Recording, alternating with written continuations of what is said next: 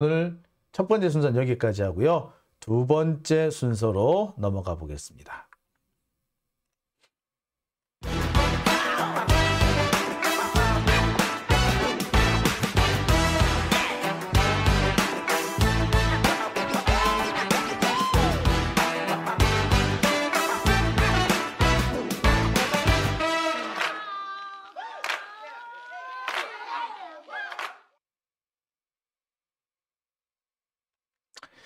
자, 장유진 TV 오밤중에 뉴스 함께하고 계십니다. 자, 지난 여름님 제가 두 번 다시 한번 말씀드립니다만 제가 올려드리는 그 전화번호는요, 받을 수 없는 전화입니다. 제가 한 두세 달 전쯤에는 전화를 받을 수 있는 전화를 잠시 갖고 있었는데 그 이후에는 다시 받을 수 없는 전화번호로 운영되고 있어요. 그러니까 문자만 보낼 수 있습니다. 문자 보내시는 내용은 제가 다 보고 있는데 제가 받을 수는 없습니다. 그러니까 전하실 말씀 있으면 문자나 이메일로 자세히 주시면은 제가 그걸 찾아서 그 해결을 거기 맞춰서 제가 답을 드리도록 하겠습니다. 예.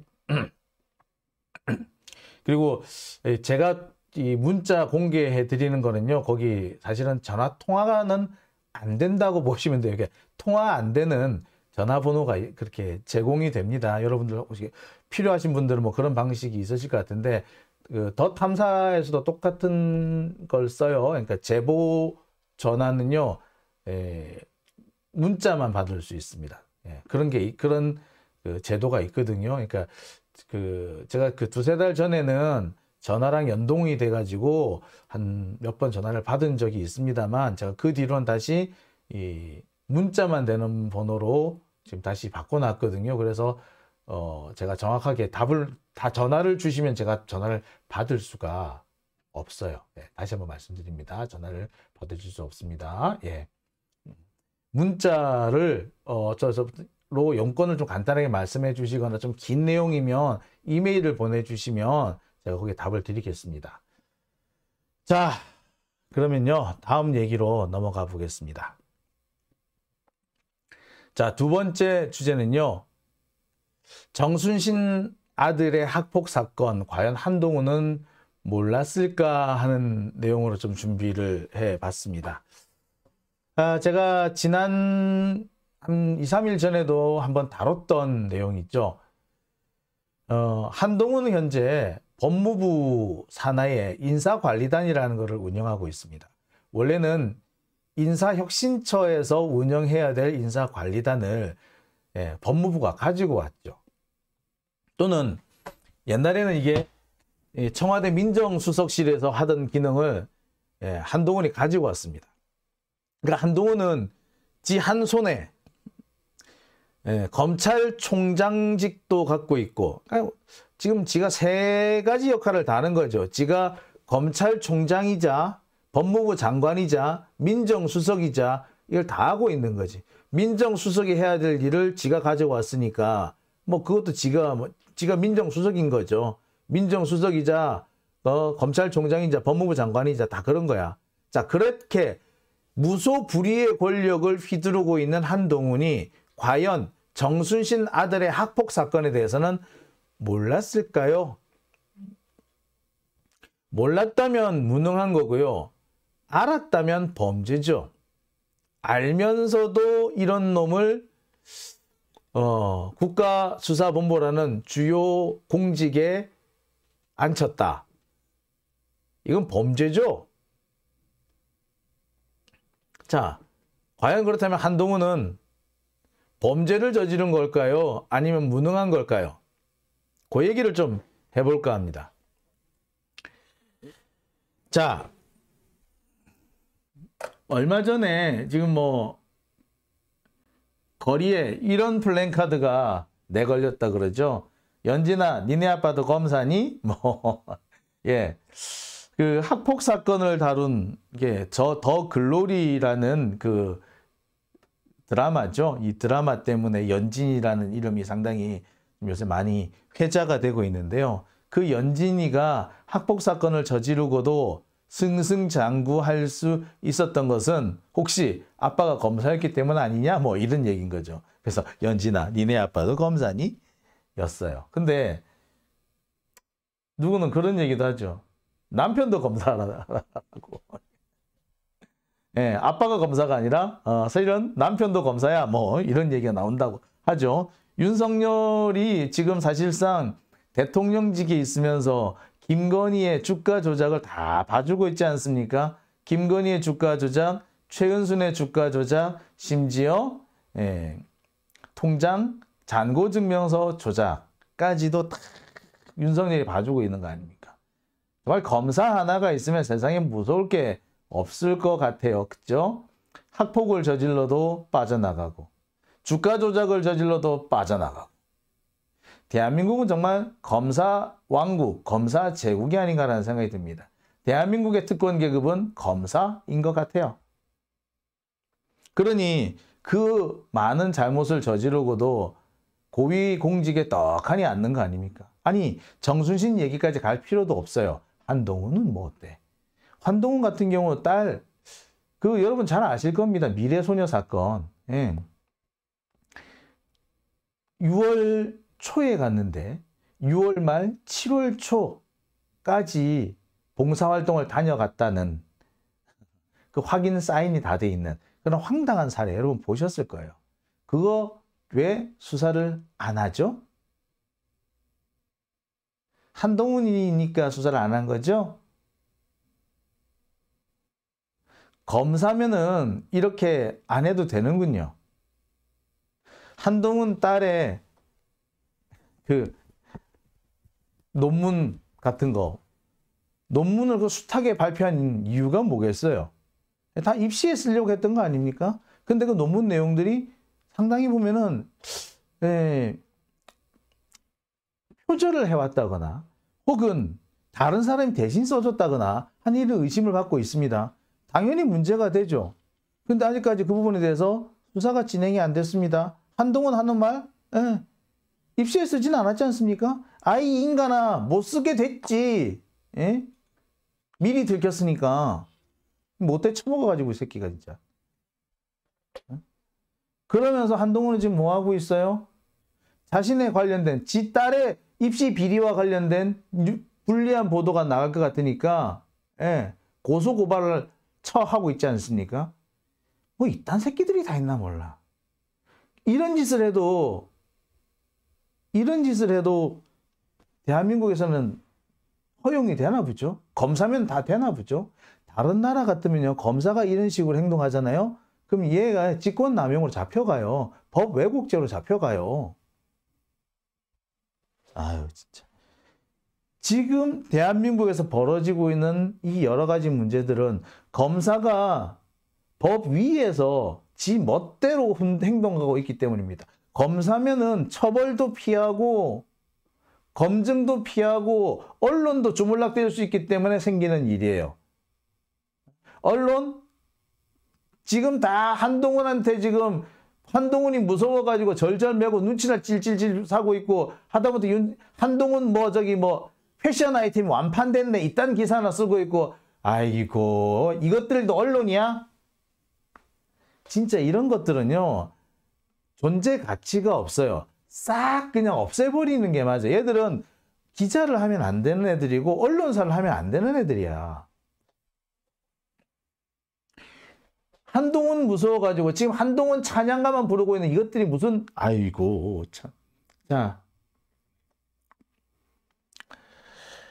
한동훈은 지금도 계속 주장하고 있습니다. 몰랐대? 정순신 아들 거는.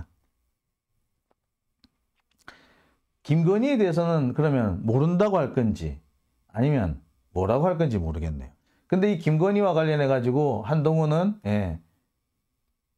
최근에 연이어서 지금 김건희에 대해서 무혐의를 계속 때려주고 있죠. 참 뻔뻔스럽다. 이걸 보면은 지금 현재 검찰, 한동훈, 아니 검찰 독재 정권은 그냥 얘들은 그냥 눈에 비는 게 없어. 그렇죠? 정순신 건도 마찬가지입니다. 정순신 아들과 관련해 가지고는 지난 2018년 KBS에서 보도할 때 이미 알만한 사람들은 다 알고 있던 내용입니다. 당시 KBS에서 관련 정순신 아들의 학폭 사건을 보도했을 때, 물론 보도할 때 고위 검사, 고위직 검사라고 보도했습니다. 익명으로 보도를 했죠. 하지만 누군지에 대해서는 이미 다 알고 있었어요. 심지어 KBS가 보도를 했죠. 그 다음날 다 서로 저 기자들끼리 연락해서 다 물어봐요. 걔 누구야? 걔 누구야? 그래서 진짜 반나절이 지나기 전엔 누구라는 게 싹 다 알려집니다. 그리고 검찰에서도 누구래요? 그 사람 누구예요? 라고 기자들한테 물으러 옵니다. 직접 해당 기사를 보도한 기자한테 전화해서 그게 혹시 누굽니까? 라고 물어보기도 하고요. 다른 사람을 통해 가지고 누구냐라고 넌지시 물어보기도 합니다. 대놓고 물어보기도 하고 넌지시 물어보기도 합니다. 자, 뿐만 아닙니다. 당시에도요, 기자들 사이에서는 추가 보도를 하려고 하는 기자들이 꽤 있었어요. 그래서 실제로 취재에 들어간 기자들도 몇 사람 됐습니다. 그런데 추가 보도를 안 했죠. 왜 안 했다? 정순신이라서 보도를 안 했다는 거예요. 왜? 정순신이 중앙지검 인권감독관이죠. 인권감독관이 사실상 그 차장검사, 그러니까 공보관 역할도 해요. 그러니까 원래 공보관에 대해서는 기자들이 건드리지 않는다. 공보관은 기자들도 건드리면 안 된다. 왜? 우리 같이 일하는 파트너잖아. 근데 좀 기분 나쁜 일이 있어도 또는 잘못을 하더라도 공보관 웬만하면 안 건드린다. 라는 그런 불문율 같은 게 있어요. 그런데 정순신 같은 경우에는 중앙지검 공보관 역할도 하고 있고 동시에 옛날에 무엇보다도 대검 부대변인으로 많은 기자들하고 친분이 있는 상태였어요. 그러니까 대검 부대변인으로 오랫동안 일했던 사람인데 아이고 그 사람 굳이 우리가 이름까지 밝힐 필요가 뭐 있냐라고 해서 안 한 거예요. 예. 정순신이기 때문에 보도가 안 된 부분도 있었어요. 알 사람은 다 알았어. 그러니까 알 사람은 다 알았다는 얘기지. 응? 자, 뿐만 아닙니다. 검사들도 알 사람은 다 알았어. 오죽했으면 예. 이게 주간조선의 보도까지 났습니다. 자, 이게 여기 보면 이렇게 돼 있어요. 이게 좀 잘못돼 있네요. 자, 이게 좀 헷갈리게 돼 있네요. 이거 제가 조금 정리를 좀 해볼게요.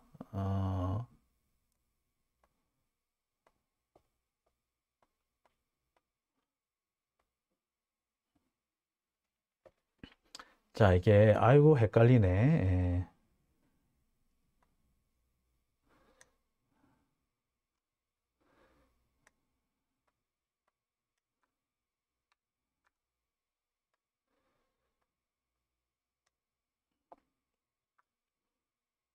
아이고, 일단 저 한번 해보겠습니다. 자, 여기 당시 보면은 정순신 아들 학폭 사건, 이때 이후에 보면은 주간조선에 이런 보도가 돼 있어요. 윤석열, 한동훈 몰랐을 리 없어. 그러면서 이때 이런 내용이 있습니다. 첫 보도가 나온 게 있었고, 그 첫 보도 내용에 보면은, 검찰도 알 수밖에 없었다라는 주장, 이게 이미 검찰 내부에서 이런 보도가, 주장이 나오고 있어요. 보도가 나가자 정순신 변호사 관련 보고가 윗선에 올라간 것으로 알고 있다라는 게, 여기서도 기사가 났죠. 보시다시피 정순신 관련된 보도는 중앙지검에서도 이미 올라갔을 수밖에 없다라는 거죠. 이거는 제 주장이 아니라 주간조선에서 이렇게 보도했어요. 자, 노컷뉴스도 마찬가지입니다. 법무부 인사검증할 때 검사가 정순신과 같은 중앙지검에서 근무했다라는 그런 보도가 여기도 나오고 있죠. 자, 이런 것만 보더라도요.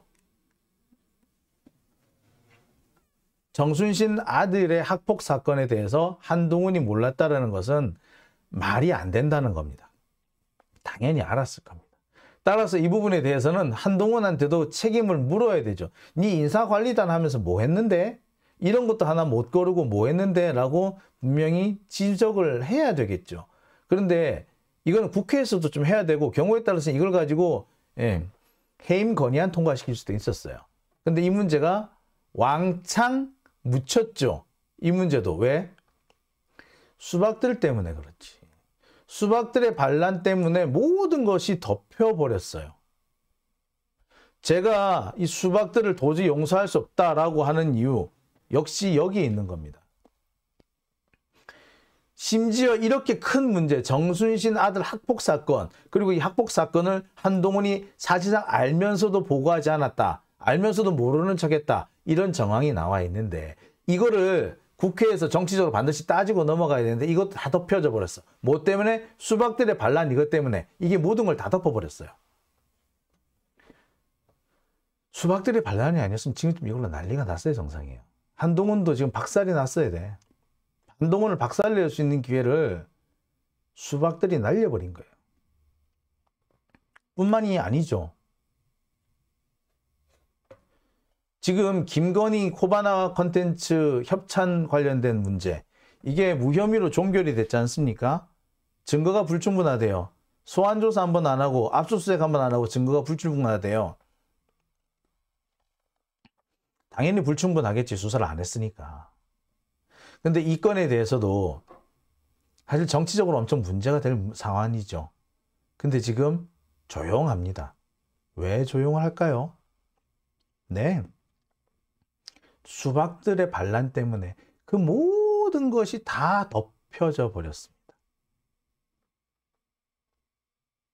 정말 뿐만 아닙니다. 아까 앞서서도 말씀을 드렸습니다만 윤석열이 갑자기 지금 일본과의 이 강제징용 문제, 이 문제 해법을 해결을 하겠다고 지금 갑자기 설치는 이유가 뭐냐? 민주당이 분열하고 있을 때, 이 수박들의 반란 때문에 모든 문제가 다 거기 집중되어 있을 때, 이때 다 처리해버리자. 다른 사람들이 신경 못 쓸 때 국민들의 시선을 딴 데 돌려놓고 우리 이걸로 몰고 가버리자. 라고 하고 있는 겁니다. 즉, 이 수박들이 저지른 잘못이 단순히 민주당 안의 문제로 끝나는 것이 아니고, 우리나라 민주주의와 이 민족의 자존심, 그 다음에 안보 문제까지 통째로 흔들고 있는 거예요. 즉, 이 수박들이 지들이 욕심 부리는 것 때문에 지금 대한민국을 망치려고 하고 있는 겁니다. 그러니 여러분, 얘들 배신자 색출해야 돼요, 말아야 돼요. 이재명 대표 하지 말자고 몇 번 말씀을 하셨죠. 억울한 사람이 있을 수 있다. 5명 중에 4명이 잘못한 거라고 하더라도 잘못 없는 1명은 더 억울하지 않겠느냐. 그 다음에 지금 민주당이 분열한다면 검사 독재 정권만 좋을 뿐이다. 라고 얘기를 합니다. 이해가 돼요. 틀린 말은 아니에요. 그런데 지금 이 수박들을 그대로 남겨두면, 이 반란 수박들을 그대로 남겨두면은 앞으로도 검사 독재가 웃을 일들은 더 많을 겁니다. 이게 민주당이 분열해서 검사 독재 정권이 웃는 것이 아니고요. 반란, 수박들의 반란 때문에, 그래서 검찰 독재가 웃고 있는 겁니다. 따라서 이 검사 독재 정권을 다시는 웃게 하지 않으려면은 이번에 수박들 다 깨버려야지. 게다가 이재명 대표가 이렇게 우리끼리 분열하지 말자라고 다독거리고 있는 판에 박지원 끌고 들어온 이원욱은 뭐 하는 새끼야? 정말 뺨을 한 대 갈겨주고 싶지 않습니까? 분열하지 말자라고 하는데, 아니 할 말이 있으면 지가 하지 왜 박지원 끌고 와서 해? 대리전인가? 아이고 참, 나이값도 못하지. 박지원이 아직까지 20대던데 20대 이 어린애를 앞세워 가지고 나이나 좀 처먹은 놈이 그 방패막이로 쓰고 지 꼭두각시로 써먹는다고? 아이고, 참, 못됐죠. 참, 못돼 처먹은 애다. 그죠? 이원욱 이쯤 되면 얘는 사실 이게 과연 인간인가 싶어. 지가 그렇게 어른이면, 나이가 지금 50, 60 다 됐으면, 박지원 같은 애를 꼬셔가지고, 그거를 애를 써먹으려고 하면 안 되잖아. 이용해 먹으려고 하면 안 되지. 지가 직접 나서가지고 싸우든가, 지는 왜 뒤에 싹 숨고, 왜 박지원 앞에 내세워가지고, 대신 싸우라 그러는데, 예. 이렇게 되면은, 이원욱 지는 살고, 죽는 거는 박지원이다? 박지원 잘했다고 얘기 안 하고, 뭐, 걔가 어찌되든 간에 별로 관심 없습니다만, 그런 식으로 해서 지는 쏙 빠져나가는, 낯살이나 처먹었다는 놈이 그러는 걸 보면서, 야, 참 정치 더럽구나. 이 수박들 참 정치 더럽게 하는구나. 그런 생각이 들어요. 박지원이가 참 멍청하구나 싶기도 하지만, 달리 한편으로 보자면, 야, 이원욱 참 정치 더럽게 한다. 라는 생각도 드네요, 참. 이런 놈도 그냥 내둬야 돼요. 참. 이렇게 정치 더럽게 하는 애들 그냥 놔둬야 될까요? 자, 다시 한번 참 심각하게 고민이 됩니다. 예. 레슬리 김님, 이용해 먹고 버리겠지요. 하셨고요. 참. 이원욱, 강병원 제명해야 합니다. 화를 부를 거예요. 라고. 그렇죠. 저도 그렇게 생각합니다. 자, 장윤진 TV. 자, 오늘 두 번째 순서는 여기까지 하고요. 이어서, 자, 세 번째로 주제 넘어가 보겠습니다.